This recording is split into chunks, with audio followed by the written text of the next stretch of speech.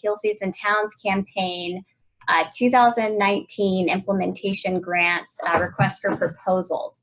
So we're going to cover, what's in the RFP, what you need to do to develop a strong proposal, and answer any questions that you might have.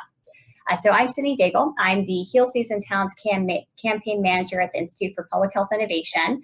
And I'm joined here today by Julia Grunfeld. She's going to be doing some stuff behind the scenes. We'll, before we get to that, give you a quick overview of the Zoom webinar functionality. Obviously, we're having a few issues with it today, and we just can't overstate how much we appreciate your patience, and we'll still get you out of here on time by 3 o'clock. Hi, everyone. So again, this is Julia Grunfeld, and just to encourage you all to submit any questions into the Q&A if you're having any trouble with your audio. We also recommend that you call into the phone line if there's any trouble, or submit a question in the Q&A box that we will also answer at the end of the presentation. All of your microphones should be muted. So again, submit any questions in the Q&A or the chat box. And again, this webinar is recorded, so we will be posting everything online and sending you an email with the recording so you have all the material following the presentation. Great. And we will try to update the frequently asked questions document that's currently on our website under the www.healcitiesmidatlantic.org/grants page. You can see all the grant materials there, as well as our current FAQs, and we'll try to update it with any new questions that come up today by early next week. So thank you, Julia, for that overview. And again, if you have any issues or maybe have any recommendations for us on fixing our tech issues on our end, feel free to enter them into the chat box. And if you have specific questions for us to answer at the end, into the Q&A box. So the goal of today's webinar is to help you prepare a high-quality, complete, and responsive proposal for our 2019 HEAL implementation grant RFP. To that end, today we'll cover some background information on the Heal Season Towns campaign. For those of you who are new to the campaign, we'll provide an overview of our 4 healthy eating, active living priority policy areas, in addition to some information on how to incorporate a focus on health equity and economic development into your proposal. We'll review the components of our request for proposal, because there are a couple. And we'll also provide an overview of who and how your proposals will be reviewed and scored. Finally, at the end of the webinar, we'll leave plenty of time to answer your questions. And if you have questions after the webinar that pop up, always feel free to email us and we will address them over email or over a call. So the Heal Season Towns campaign of the Mid-Atlantic is a program of the Institute for Public Health Innovation. We are a regional public health institute serving DC, Maryland, and Virginia. The campaign is an initiative designed to support elected officials and municipal leaders like yourselves in your goals to create healthier and more prosperous communities where all residents and employees can eat well and move more. Our organization, IPHI as we call it, partnered with the Maryland and Virginia Municipal League in 2012 to launch the Heal Season Towns campaign with the support of our founding partner, Kaiser Permanente. Through these partnerships, we're able to provide municipal leaders across Maryland and Virginia technical assistance and training at no cost to help you adopt policies and practices that improve access to healthy food, increase opportunities to be physically active, and create a municipal workplace that is more supportive of healthy habits for all of your employees. To date, we've had 65 seasoned towns across Maryland and Virginia join the campaign, and they've passed and implemented well over 150 policies, programs, and environmental changes. So certainly a lot to be proud of in our campaign. Our campaign is founded and operates on the core belief that people want to be healthy. No one aspires to poor health. I know we're headed into March right now, and perhaps we are forgetting or losing track of those New Year resolutions that many of us made back in January. But if you think back, I bet your resolution was not focused on eating more junk food this year or spending more time on the couch. And we all want to be healthy. We all aspire to be healthy. And although this is a real central desire that many of us have, Across our country, we've struggled to build the environments to support our residents in their health goals. We all need environments that help us make healthy choices, that really make healthier choices easy for it to be practical. And this is where the Heal Cities and Towns campaign and your local leadership comes in. Our campaign leverages the power of local government leaders like yourselves who are uniquely positioned to use public policies and practices to shape the environment and context in which we live and make decisions.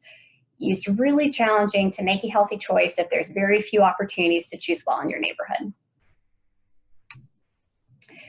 And this grant program is really intended to support your municipality in your health goals, so in your efforts to create a healthier community. We know that municipal budgets are tight, and we know that staff often wear far more than one hat in cities and towns across Maryland and Virginia. And we hope that this grant can provide a modest, small injection of funds to help your community achieve one of its many health goals. This grants program is made possible because of the generous support of our founding partner, Kaiser Permanente, and through the strategic partnerships that we have with the Virginia and Maryland Municipal League. So we're so grateful to have our partners. It would not be possible to offer this opportunity without them.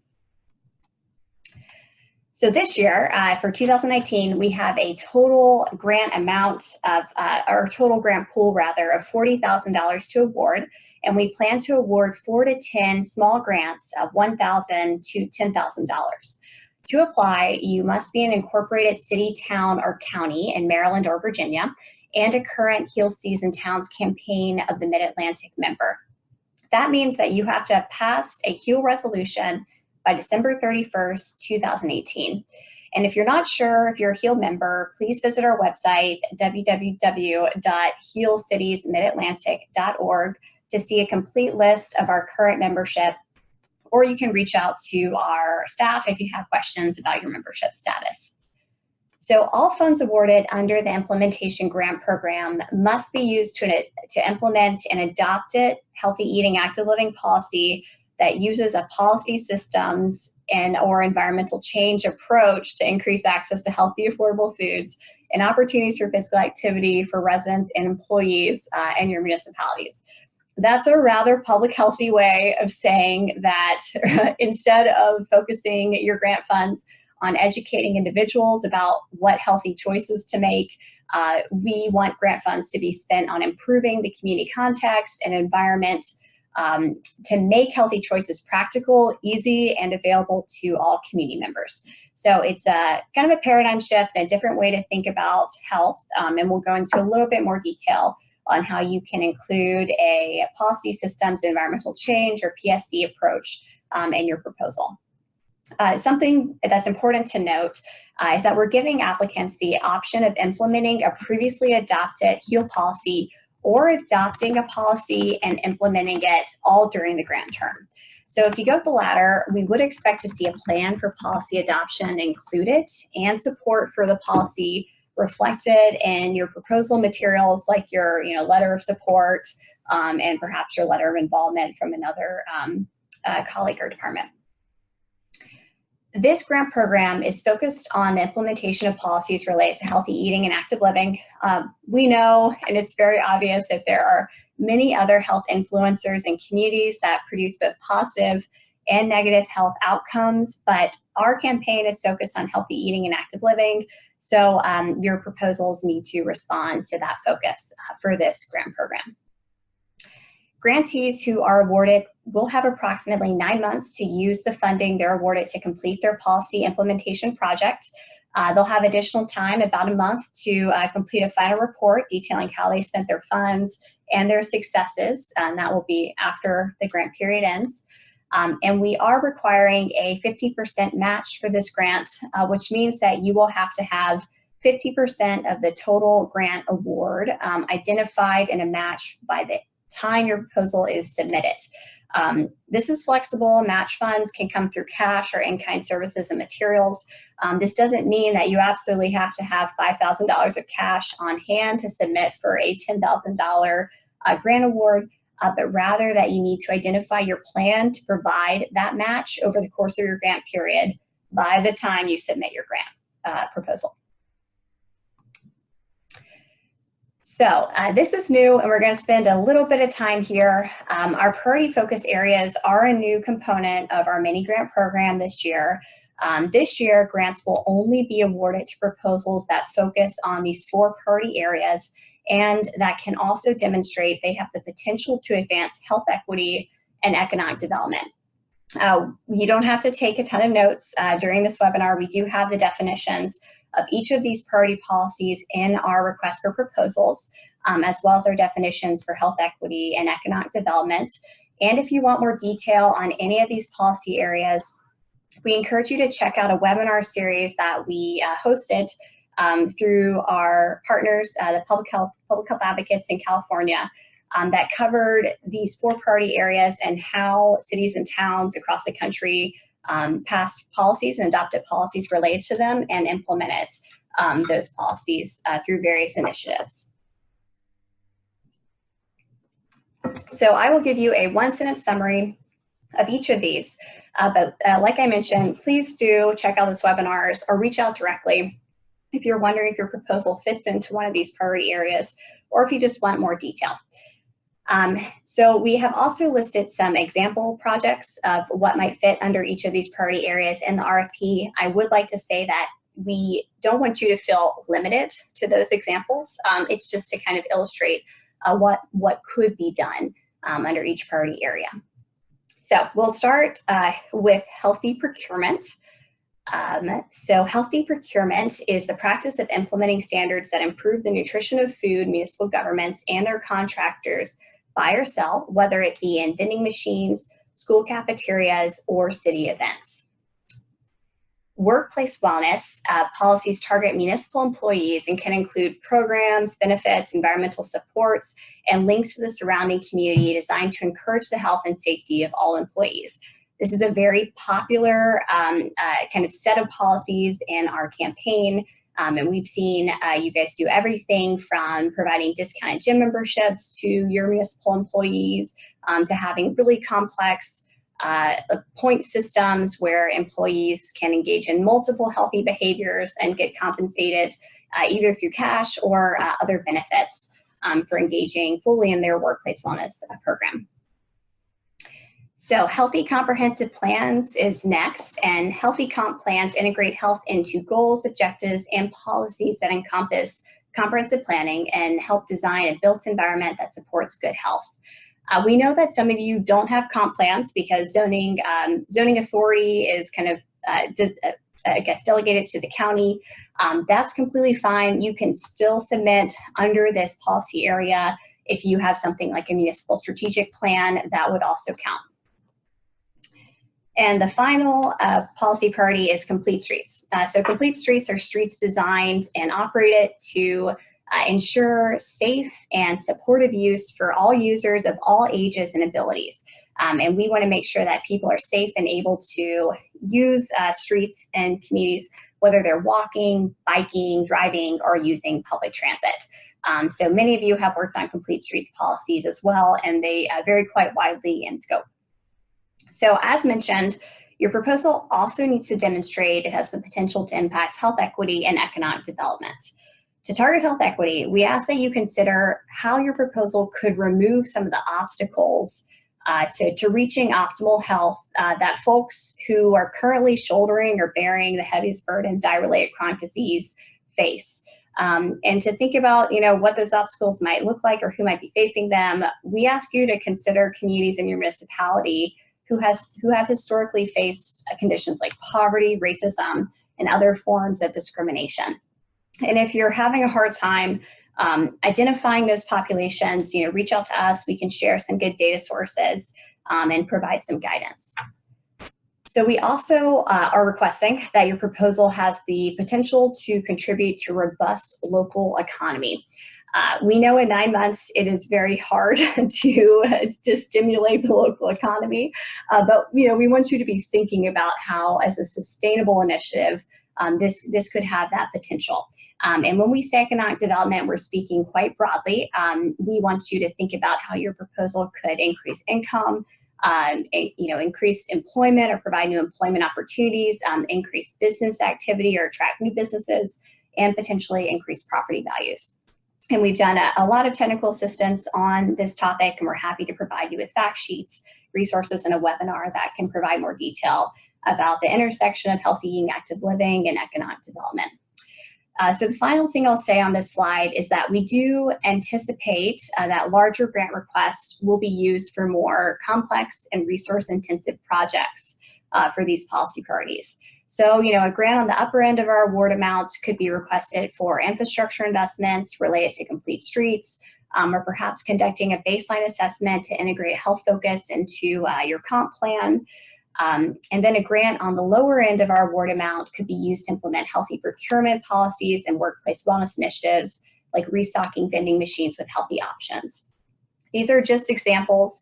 You could have a very resource-intensive and complex healthy procurement policy, just like you could have a very streamlined and straightforward complete streets policy that you're implementing. Just think about the amount that you need, that this, or the supplement that this could provide to the amount that you need, acknowledging this is a modest grant award. So request that, but just make sure it's tied to the complexity of your project and that you're able to support the grant request that you make in your budget. So we've spoken before about incorporating this policy systems and environmental change approach into your proposal. So again, we want you to think about shifting from like a one-time program.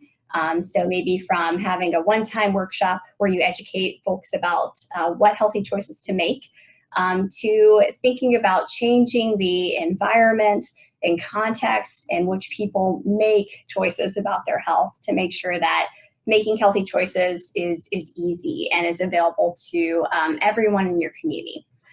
So the way that we're thinking about policy systems, environmental change, is not linear. Just because you pass a policy, it sometimes can trigger an environmental change. Sometimes a systems change can trigger a policy change. So this is a bit more messy in reality than it is perhaps on this slide. But whenever we say policy, we're thinking fairly broadly. It can include something like an ordinance, a resolution, a mandate, guideline, or rule. A systems change, it's really a change in organizational procedure or institutional procedure, if you want to think about it that way. Like changes in personnel allocation, resource allocation, and programs. And environmental change is a change that's observable and physical in the built economic and or social environment. So other ways to think about policy systems, environmental changes, or PSE changes, is that they really shape the conditions that influence individual behaviors or individual choices. They have the potential to reach larger populations and communities as opposed to just a few people or a small group of individuals. And they tend to be sustainable rather than like a one-time program. So perhaps a way to think about whether or not your proposal is targeting PSE change is to think about, next year, if you're funded and the program, your funding ends and then the program continues or your project continues, will you need the same amount of money, the same grant to sustain this work next year as you would during the initial funding period? If the answer is yes, you may not be looking at a PSE change. You might be looking at something more programmatic. So again, we're defining policy quite broadly for this program, for this grant program. And a policy is we're defining as a statement in writing. It's binding. It's setting out a general approach that can be applied broadly. And there are many different types of policies that would count for this grant program. So ordinances count, zoning language, resolutions, standards. If you are a city who has control over your school district, school policy changes, contracts and agreements, or kind of organizational or HR policies would all count as a policy under this grant program. And because this is kind of confusing and is a bit of a paradigm shift, as we said, we want to lay out a practical example of what PSE change looks like in the context of this grant program. So one of our priority areas is healthy procurement. Healthy vending falls under that. So let's just say that the policy that you have adopted is a policy to require 50% of food sold in your municipal vending machines will meet the American Heart Association healthy vending requirements or guidelines. So that's the policy that you passed. To use a PSC change approach, the systems change associated with that policy could be to work with existing or new vending machine operators or contractors to change out your product mix into something that meets the new guidelines. And the environmental change could be to create marketing and educational materials that inform customers about these healthy vending changes. So when they come to the vending machine, they're seeing cues that encourage them to maybe get the granola bar instead of the honey bun that's in the machine, or they see healthier food choices at eye level. Maybe there's posters nearby that kind of encourage them to think about the calories and maybe give some indication of the calorie counts for those different options in the machine. So this is just one example, and acknowledging this is somewhat complex, we're happy to work with you offline and talk through whether or not your current proposal uses a PSC approach, and if not, how we could shift it to be more focused on policy systems, environmental change. So our RFP has several requirements that must be met for your proposal to be competitive. We encourage you to please read the RFP closely. Do reach out if you're unsure about anything within it, and reach out earlier rather than later, so we can pencil out some time to talk and go over your questions. So to be considered, proposals need to fit within the purpose of our grant program. We discussed that earlier, and implement an adopted policy in one of our 4 HEAL priority areas. The activities proposed must support the implementation of a specific HEAL policy. So you can't use your HEAL resolution for this. You need to identify a specific policy that your proposal is going to work on implementing. Proposals must clearly lay out a plan through your narrative, work plan, and budget that shows that you can complete the proposed activities within the 9-month grant period and that they're reasonable. We're also asking municipalities to develop a very simple sustainability plan for these proposals. And this doesn't have to be complex. The word count you'll see is rather low. An example of a sustainability plan that we would consider great for this proposal would be if you were going to paint sharrows, say, on your streets as a part of implementing a complete streets policy. You might explain that your public works department would be responsible for scheduled maintenance and restriping the sharrows whenever they restripe the roads after the grant period has ended. If you wanted to implement urban agriculture provisions from your comprehensive plan, like installing a community garden, you might identify how a community garden board and plot fee structure would be created to perform future garden maintenance and garden management.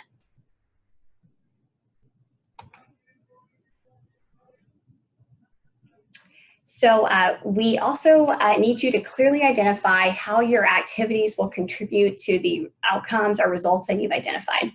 We expect to see a clear plan of how you'll track and measure those outcomes or results. And again, it doesn't need to be anything extremely complex. If you have questions about how to measure the results, please reach out. We're happy to share some guidance.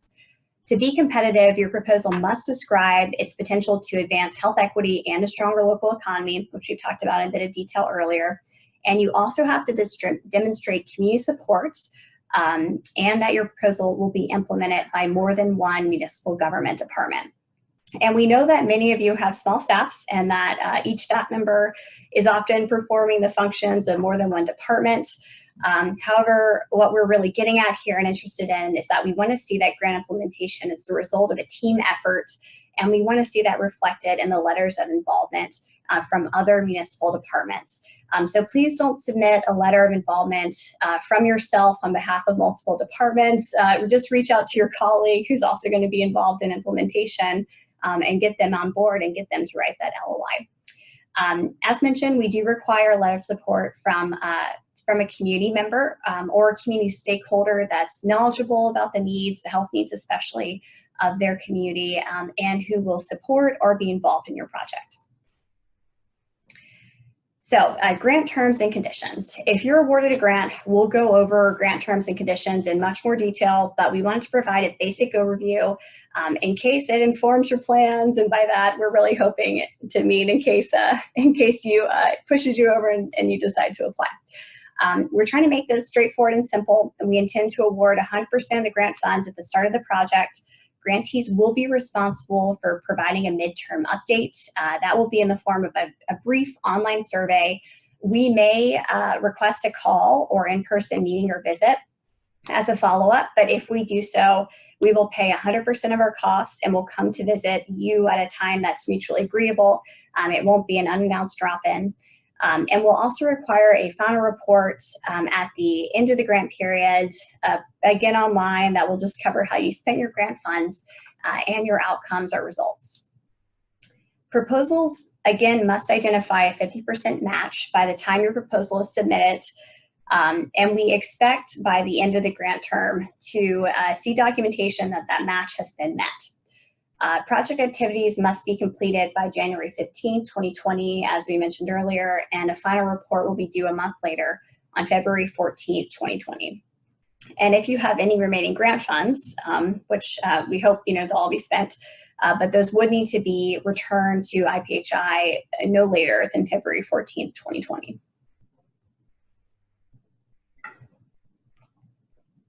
So we do have a few budget exclusions. These are items that cannot be funded under the HEAL Implementation Grants Program. These include one-time events or programs such as youth or adult teams, travel costs, runs, walks, classes, fairs, fundraisers, conferences, competitions, or membership. And again, this gets to our intent for this to fund sustainable impacts and for proposals to incorporate a policy systems environmental change approach instead of kind of a programmatic approach. We also cannot fund endowment or general capital improvement expenses. However, if you have a capital improvement expense that's related to your specific HEAL policy and to implementing that would be acceptable. We can't fund debt retirement or grant writing or general or operating funds, and we do reserve the right to determine other disallowable uses of funding. But we encourage you, if you're unsure about an allowable use of grant funds or have a question about a line item, do reach out to us and we're happy to provide guidance in advance of submission. So our application has a few components to it. We want to make sure that you're able to complete them all. Fortunately, we can't consider incomplete applications. So those components include a cover page, a project narrative, a work plan, a budget, and those supplemental materials that we discussed in the form of a letter of support from a community stakeholder and a letter of involvement from another municipal department. We also encourage you to pay close attention to the word counts for each section. We know these grant awards are modest and we've set the word limits accordingly. So please say what you need to within those word limits, but don't feel like you have to max out the word count. Brevity is absolutely encouraged here. We encourage you to download the fillable application forms from our website to help you complete your application. And it'll just make things go more smoothly, and it'll help you ensure that you've included all of the application components in your final proposal. Your application will be reviewed by a team of funders, national and regional experts, and local advocates. This team will have expertise in each of our priority areas, as well as health equity and economic development. And all grant reviewers are required to sign a conflict of interest disclosure that will help ensure they do not have any affiliation with our applicants. If they do have an affiliation, they will not be able to serve. The HEAL Season Talents campaign staff will not be involved in grant selection, and that's why we can continue to provide you technical assistance through the application process.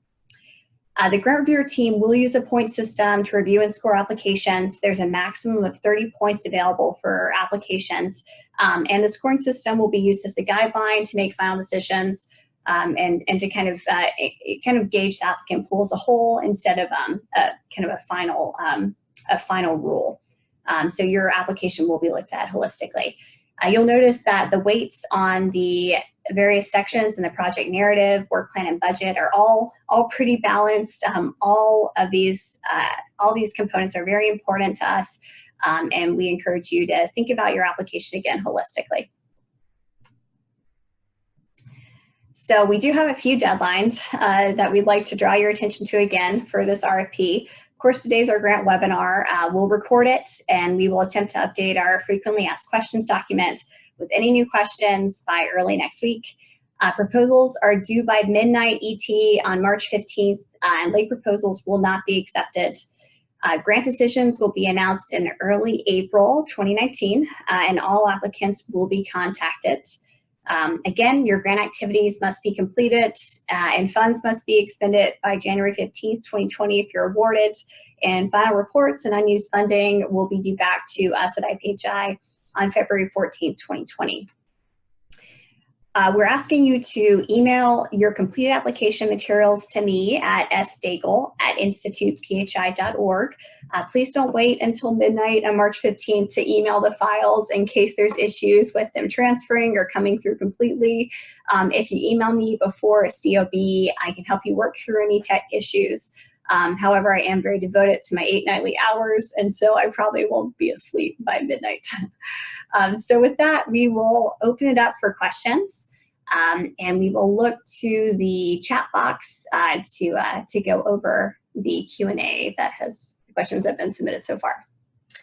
Thank you, Sydney. So again, if you have any questions, please type those in now, and we'll do our best to answer them. If we go over time, then we'll be updating all questions into the Q&A form on our website, so you can review those following the webinar. The slides and the recording will also be available there. So we'll kick it off with our first question. One attendee is asking if grant funds, if you're able to use those to hire someone to lead a wellness committee. I think if you have a workplace wellness policy that you are implementing through establishing a wellness committee, it would make sense that you would have staffing costs for that committee. However, I would wonder about the sustainability plans. So if this is something to kick off staffing for that committee, we would want to make sure that there were sustainable plans to continue to fund that position and that it wouldn't be a one-year position. So that would be my question there, but happy to, if you have additional details, we're happy to provide more guidance on that offline. And so another question here is, what are some ideas other wellness committees have submitted? We can look back at the 2015 mini grant proposals and see how other cities and towns were successful in getting their projects around workplace wellness policies funded. I think that's the question there, so we can certainly provide some examples from 2015 for that. But as of 2019, it's a fresh slate, so it's a brand new world here. Some other questions that we have laid out also in our frequently asked questions. A question would be, do applicants need to be limited to one HEAL priority area? Yeah, and so that is up to you. We are not limiting grants to just one HEAL priority area. We want to have strong proposals in each of the categories, so we can certainly fund work in each priority policy area. I would say that it might be tough to fit two concepts into one proposal just because of our word limits. So if you feel like you can do a good job fleshing out a proposal that addresses more than one HEAL priority policy area and it's realistic and you can cover it all in the word limits, we say go for it. And we have another question from a participant who's with an organization that works with other community partners on community gardens. And they're wondering if they need to work with a specific city government on a project to implement a policy around that garden work. Yes, you do need to work with your city, town, or county government. Again, This is for current HEAL cities and towns to implement policies in those 4 priority areas. However, if you're an implementation partner of your city or town, you could, activities that you were implementing on behalf of the city or town could be funded. So cities and towns are able to work with nonprofits and other partners on implementation of their policies and their implementation projects for their HEAL priority policies. Sorry. And we just received another question. Someone's asking about a wellness initiative that's incorporated in the overall city sustainability plan. Last year, they sponsored a city 5K that was free to the public. And they're wondering if an event like this, not just a workplace wellness initiative, would be applicable.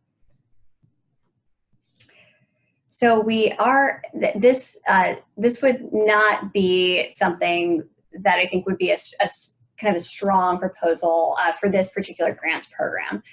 So we're looking for things that are a little bit more sustainable, not like a one-time event.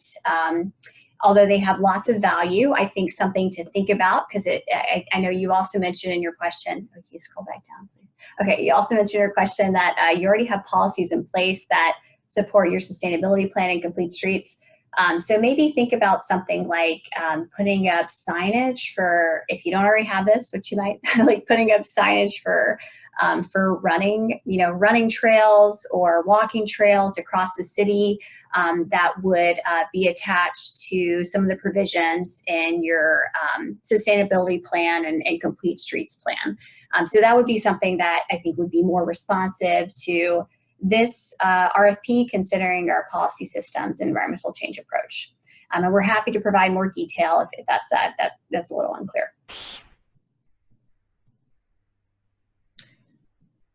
So just again, to put kind of a finer point on it, instead of like a one-time, kind of creating like a one-time opportunity or an annual opportunity, we want this grant program to create opportunities to be physically active throughout the year for many community members. And again, if you have kind of specific questions on programs or initiatives that you're thinking about, please email us, email Sydney, and we're happy to work with you on looking if that's within the grant requirements. So we can jump to some other questions.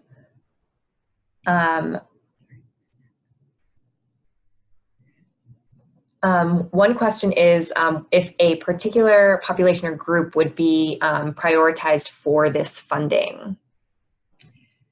So, let's see here. So this is from our FAQs that we're looking at to try and funnel you guys back to these FAQs here. So the HEAL grants do, HEAL grants do not target a particular population. However, applicants should include information on how projects will impact health equity and target populations in the community. So in your individual community bearing the heaviest burden of diet-related chronic disease, or residents, as we said earlier, who have historically faced poverty, racism, and other forms of discrimination. So that's to say that our grants as a whole are not targeting one particular population, but you as an applicant should identify the population in your individual community that's experiencing health inequities and include them as your target population. So that will vary in each community across our 2 states. Which is why we're kind of kicking that back to you as the experts on your local community. Another question just came in, if we are able to fund any staff costs related to implementation of a particular project. Yes, we could fund staff costs as long as it was tied to implementation of a particular HEAL policy that was adopted. So again, please submit any more questions. We do have a few more minutes and we're able to respond to those through this webinar. If something comes to you later on, we can also chat with you about that at another time. But we can, go through a few more of our Q&A questions here. One question is, will projects with additional matching funds, meaning more than 50%, be scored higher than projects that only meet match funding requirements?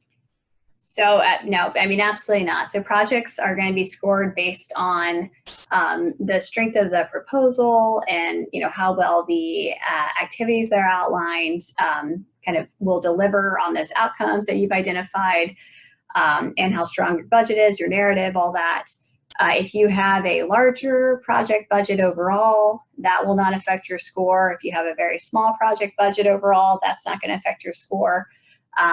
You know, we will say that we realize that for some more complex projects, this grant fund will be just one of many different funding sources that are cobbled together to achieve, you know, the policy implementation that you'd like to see, and that's completely fine too. So, you know, that we just require that 50% match. But if you have more than 50%, that doesn't mean that you will be more competitive. Great, thanks, Sydney. So another question just came in regarding the policies. So the question is, if we have a HEAL resolution, do we need to call it a specific policy and flesh it out, or pass a specific policy? Or can we select one from the resolution to dive into without passing any new policy? Yeah, this is a great question. So you would need to call out a specific policy and flesh it out, or pass a separate policy from your HEAL resolution. So the HEAL resolution alone, we would not consider that a specific HEAL policy. But, you know, there may be something that's part of a much larger plan. Say if you have like a comprehensive plan and there's a specific provision from that you would like to get funding to have an implementation project to address, that's completely fine. So if it's something that's part of I guess a larger policy, doesn't feel like the right word, but a much larger document, guiding document, like a comp plan or a strategic plan, that would be perfectly fine, and we would consider that a specific policy that you could submit a proposal to implement. Great. One other question that we have in our Q&A form is how the project will address the greatest needs in your city or town for increased access to healthy food or physical activity options. Specifically, how does one identify the greatest needs in that community? You know, again, we really encourage you to look at those focus areas and look at where the health data shows that there are poor health outcomes, such as rates of chronic disease like type 2 diabetes, heart disease, high blood pressure, and stroke. Again, if you're interested in finding that data and diving into that deeper, please reach out to us, and we're happy to try to connect you with resources on how to kind of identify those outcomes in your community. Yeah, and we often encourage folks to look at the community health needs assessment that their nearest county might have done, or if you are a city in Virginia, that your health department might have done. Community Commons is a great resource as well. But if you're interested in kind of having help identifying those communities that are most at risk for health inequities, we are happy to help you do so. So it doesn't look like we're receiving any more questions. You know, we'll give it another couple seconds. If anyone has anything else to send to us, we're happy to answer it here. If not, we might wrap up a couple minutes early. Again, all of these questions will be posted in the Q&A document that is on our website at HEAL Mid-Atlantic/grants. And we'll be sending you the webinar recording via email, as well as posting it on our website along with the slides. Yeah, and thanks again for everyone who attended the webinar today. If you're watching this webinar as a recording, feel free to reach out with additional questions to us directly. Again, we're sorry for those tech challenges at the beginning of the webinar, and we appreciate you sticking on and being patient with us while we worked it out. Thanks so much. Okay, and I think we have one more slide. And this is our contact information. Again, in case you have any more specific questions, feel free to reach out, and please visit our grant page, healseasondtownsmidatlantic.org/grants for more information about our 2019 request for proposals for the HEAL implementation grants, and for helpful resources that you can use to successfully craft